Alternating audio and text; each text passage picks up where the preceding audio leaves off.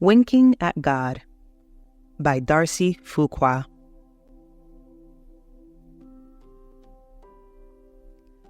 God is spirit, and his worshippers must worship in the spirit and in truth. John chapter 4, verse 24. I remember winking at God as a child and effortlessly chatting with him as if he was my invisible friend. There was a picture of me when I turned 6 in a puffy purple jacket with socks on my hands. If you strain your eyes to examine the grainy print, you will see a broad smile and a snowball in one of those sock-covered hands. I had prayed for snow on my birthday, and God delivered a fresh dusting of white powder in the deep south, where snow was pretty much non-existent. On that frigid day, I clearly recalled thanking God for the perfect gift, followed by a right-eyed wink. I'm not sure at what age our natural wonder and wild imagination become dull compared to that of a curious child, and we start to view all the many miracles as happenstances instead of God's provision. Maybe it is the age when the heroic Bible stories lose their spark and vacation Bible school becomes boring.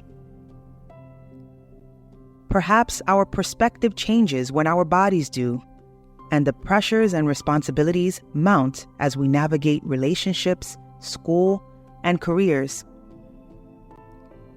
If we aren't careful as we age, distractions increase, and we find ourselves going through the motions as we sing rehearsed hymns and allocate our time to God on Sunday mornings only.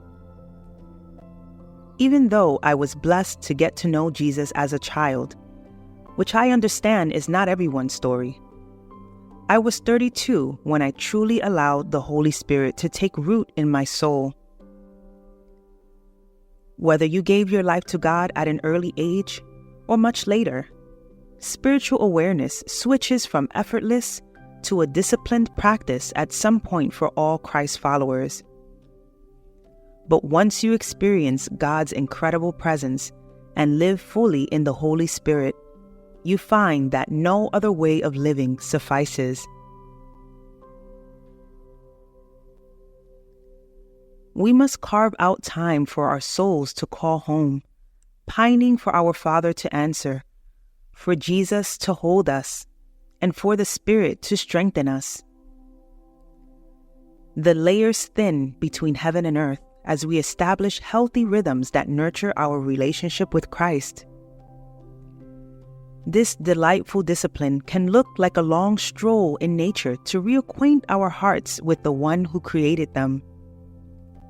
Sometimes it is singing songs of praise while our hands are washing dishes. We can always crawl back to Jesus' lap by intentionally quieting our minds, praying, and reading the Word. No matter which way you pursue the Lord, He promises that if you seek Him with all your heart and soul, you will always find Him, and His presence will be made known. Deuteronomy chapter 4, verse 29. Friend, that is something worth winking about.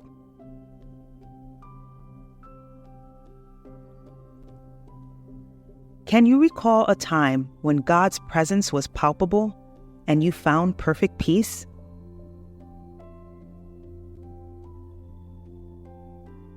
What is a daily or weekly rhythm you can establish to nurture your relationship with Christ?